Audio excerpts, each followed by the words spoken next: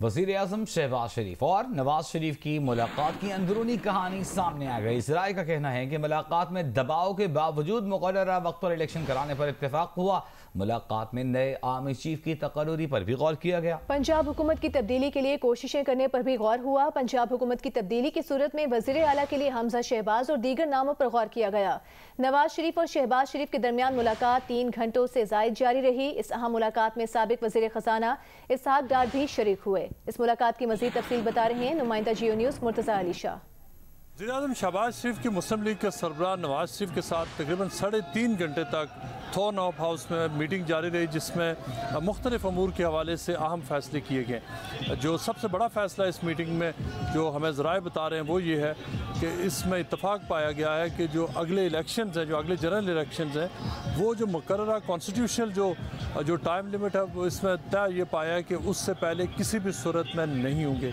शहबाज शरीफ और नवाज शरीफ के दरमियान इस बात पर मुकम्मल इत्तफाक सामने आया है कि किसी भी किस्म का, चाहे साबिक़ वज़ीर-ए-आज़म इमरान खान या किसी भी और तरफ से किसी भी किस्म का अगर प्रेशर अप्लाई किया जाता है तो उसको रजिस्ट किया जाएगा। इसी मीटिंग में बहुत जो एक अगले चंद वीक्स, चंद महीनों में जो एक अहम अपॉइंटमेंट होने वाली है, उस अहम तैनाती के हवाले से भी बातचीत हुई। जो मुस्लिम लीग के ज़राए हैं, जो इनसाइड सोर्सेज हैं, उनका ये कहना है कि इस हवाले से जो मीटिंग का ये वाला पोर्शन था वो सिर्फ़ और सिर्फ उसमें शहबाज शरीफ, नवाज शरीफ और इसहाक डार मौजूद थे और उसमें इस हवाले से उन्होंने अहम फैसले भी किए हैं। अपनी जो मौजूदा हुकूमत और जो पार्टी पोजीशन है वो भी उसमें उन्होंने जो डिस्कस किया। वज़ीर दिफा ख्वाजा आसिफ ने कहा है कि माजी की तरह वक्त आने पर आर्मी चीफ की तैनाती होगी। जो अमल होता रहा है वैसे ही इस बार भी होगा। ऑपोजिशन की जानिब से आर्मी चीफ की तैनाती पर सियासत करना बदकिस्मती है। ख्वाजा आसिफ ने कहा कि हम इंतखाबात से नहीं भाग रहे, आम इंतखाबात अपने वक्त पर होंगे। में वक्त आने पे 2-3 हफ्ते पहले प्रोसेस स्टार्ट होता है, चीफ अपॉइंट हो जाता है। चीफ की वफादारी जो है वो सबसे पहले इस वतन के साथ है और दूसरा उसकी वफादारी जो है अपने अदारे के साथ है। किसी सियासतदान का वो ताबे नहीं होता। ये हमारी तारीख जो है बार बार इस बात को बता रही है। और दूसरी बात है, एक ऐसा शख्स जिसकी कमांड में 7 लाख बंदा है, जिसने उसकी कमांड के ऊपर अपनी जान कुर्बान करनी है, उसकी पोजीशन को या उसकी शख्सियत को वजह तनाज़ा, सियासी तनाज़ा ना बनाए। अगर मियाँ साहब ने कल आना है ना तो मैं चाहूँगा कि आज आ जाए।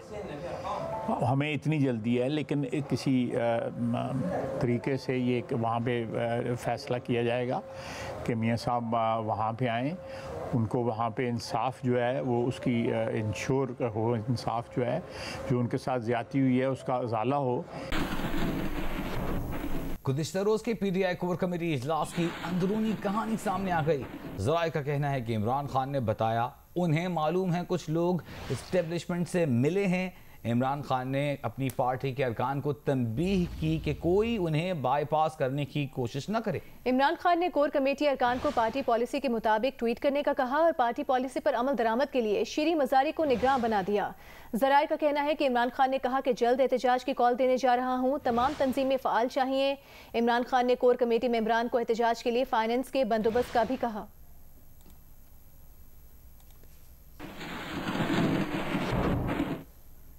और चेयरमैन तहरीक इंसाफ इमरान खान से पंजाब की काबीना के अरकान ने मुलाकात की। इस मौके पर इमरान खान का कहना था कि पंजाब में अवाम तहरीक इंसाफ से हकीकी आज़ादी के एजेंडे की तकमील की तवक्को कर रहे हैं।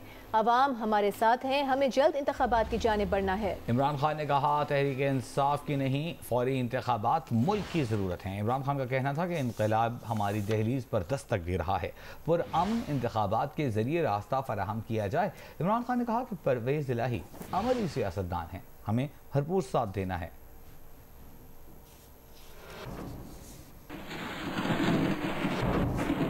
वज़ीर आज़म शहबाज शरीफ ने कहा है सैलाब मुतासिरीन के लिए 70 अरब रुपए मुख्तस किए हैं। सैलाब ज़दा खानदानों को बेनज़ीर इनकम सपोर्ट प्रोग्राम के तहत 25-25 हज़ार रुपए दे रहे हैं। सैलाब की सूरत हाल में दोस्त ममालिक ताउन कर रहे हैं। इन ख्यालात का इजहार उन्होंने लंदन में सहाफ़ियों से गुफ्तगू करते हुए किया।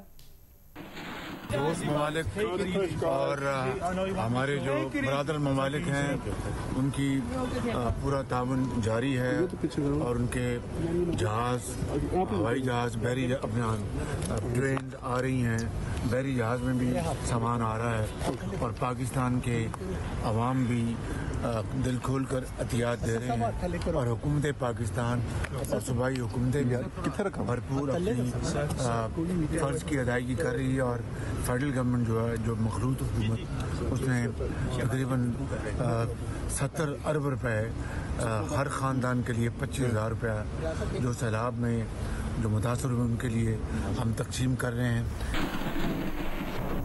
विफाकी वज़ीर इत्तलात मरियम औरंगज़ेब ने कहा है कि सियासी यतीम सियासी अदम इस्तेहकाम पैदा कर रहे हैं। इंतखाबात अपने वक्त पर होंगे, किसी की धमकी और ख्वाहिश पर इंतखाबात नहीं होंगे। और लंदन में मीडिया से गुफ्तगू करते हुए वज़ीर इत्तलात का कहना था कि इस वक्त हुकूमत की तमाम तर तवज्जो सैलाब की सूरत हाल पर है। सियासी अदम इस्तेहकाम वो कर रहे हैं जो सियासी यतीम हैं। उनको ना कोई गरज है कि आवाम इस वक्त सैलाब में डूबी हुई है।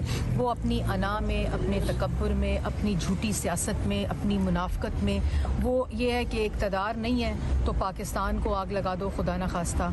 ना कोई सैलाब की फ़िक्र है। हेलीकॉप्टर उनके पास खैबर पख्तूनख्वा का और पंजाब हुकूमत के अब रिसोर्सेज हैं, उनको लेकर वो एक जगह से दूसरी जगह उड़े होते हैं। असल में जो कहते हैं जी हकीकी आज़ादी, तो हकीकी आज़ादी ऐसे शख्स को सिर्फ अपनी अना और तकब्बुर से चाहिए, जो कि मुश्किल है। इंतखाबात पहले भी वाज़िया तौर पर यह कहा जा चुका है कि अपने वक्त पर होंगे। जो आइनी वक्त तयन है इंतखाबात का, उसके मुताबिक होंगे। किसी की मंशा, किसी की धमकी, किसी की धौंस से इंतखाबात जो होते हैं वो पहले या बाद में नहीं हो सकते। पीटीआई के रहनुमा फवाद चौधरी ने कहा है कि बंद कमरों में फैसलों का वक्त गुजर गया। पीटीआई इदारों के साथ अच्छे ताल्लुकात चाहती है। इदारों के साथ ताल्लुकात अच्छे होंगे तो मुल्क मजबूत होगा। इस्लामाबाद में मीडिया से गुफ्तगू करते हुए फवाद चौधरी ने कहा कि उम्मीद है मामला लॉन्ग मार्च तक नहीं पहुंचेगा। मौलाना फजल रहमान के सिवा पीडीएम में शामिल सारी जमातें अब चाहती हैं कि हुकूमत खत्म करें।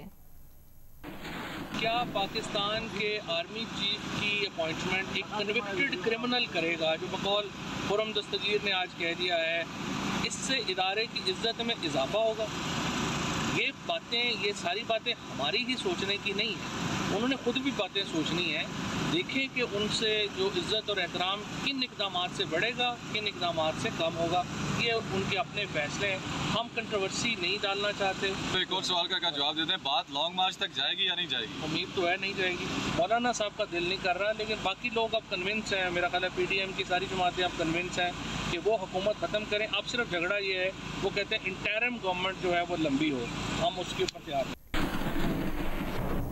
पाकिस्तान में IMF के नुमाइंदे ने कहा है कि IMF को पाकिस्तान में सैलाब की तबाहकारियों पर बहुत अफसोस है। इदारे की हमदर्दियाँ लाखों सैलाब ज़दगान के साथ है। बैनुल-अक़वामी बरादरी के साथ मिलकर मौजूदा IMF प्रोग्राम के तहत काम जारी रखेंगे। हुकाम के साथ मिलकर रिलीफ और तामीर नौ की कोशिशें की जाएंगी, जिनमें हालिया सैलाब से मुतासर होने वाले अफराद की मदद की जा रही कोशिशें भी शामिल हैं। IMF बरकरार रखी जा सकने वाली पॉलिसीज़ पर अमल दरामद और मैक्रो इकनॉमिक इस्तेहकाम यकीनी बनाएगा।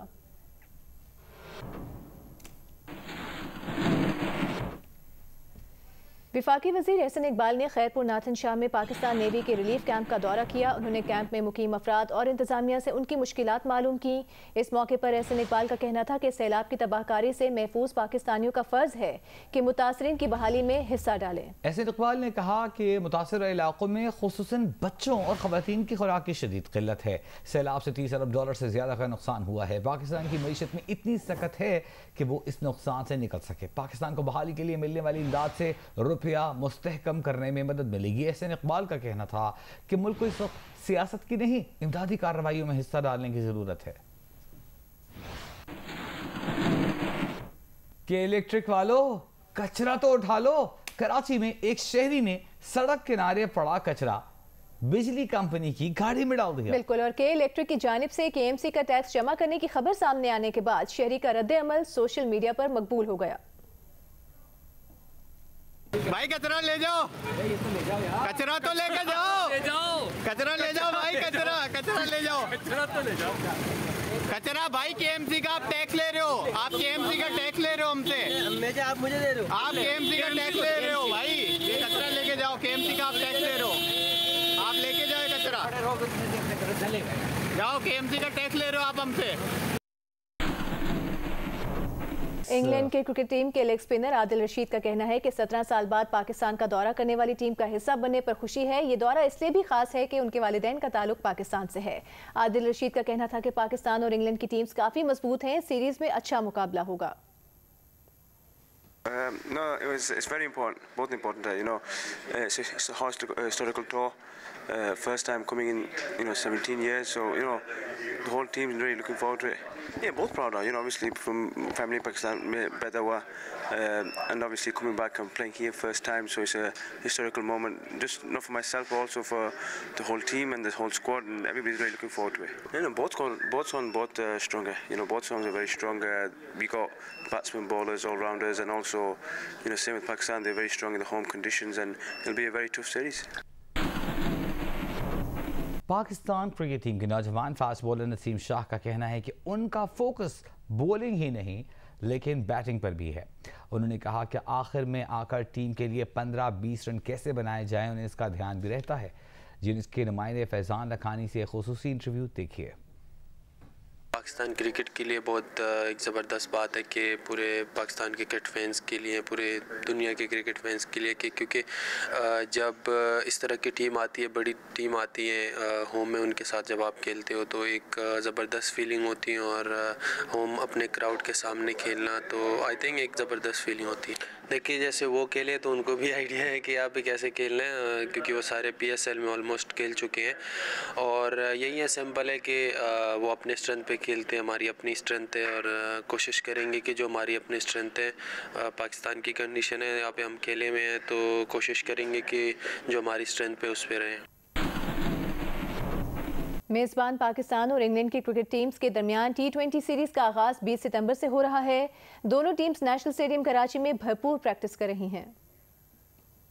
इंग्लैंड की क्रिकेट टीम का पाकिस्तान आमद के बाद ये तीसरा प्रैक्टिस सेशन था। इंग्लिश खिलाड़ियों ने वार्म अप के बाद फील्डिंग, बॉलिंग और बैटिंग की भरपूर प्रैक्टिस की। कायम मकाम कप्तान मोइन अली ने प्रेस कॉन्फ्रेंस करते हुए कहा कि इंग्लैंड का मौजूदा स्क्वाड वाइट बॉल की बेहतरीन टीम है। फास्ट बॉलर तवील इंजरी के बाद आ रहे हैं, जबकि कप्तान जॉस बटलर की फिटनेस के बारे में अभी कुछ नहीं कहा जा सकता। मोइन अली ने कहा कि ये तासुर गलत है कि ये इंग्लैंड की बी टीम है। दूसरी जानिब पाकिस्तान क्रिकेट टीम के खिलाड़ियों ने भी 3 घंटे का तवील सेशन किया। पाकिस्तान क्रिकेट टीम के बॉलिंग कोच शॉन टैट ने इस मौके पर कहा कि पाकिस्तान के पास अच्छे फास्ट बॉलर्स मौजूद हैं।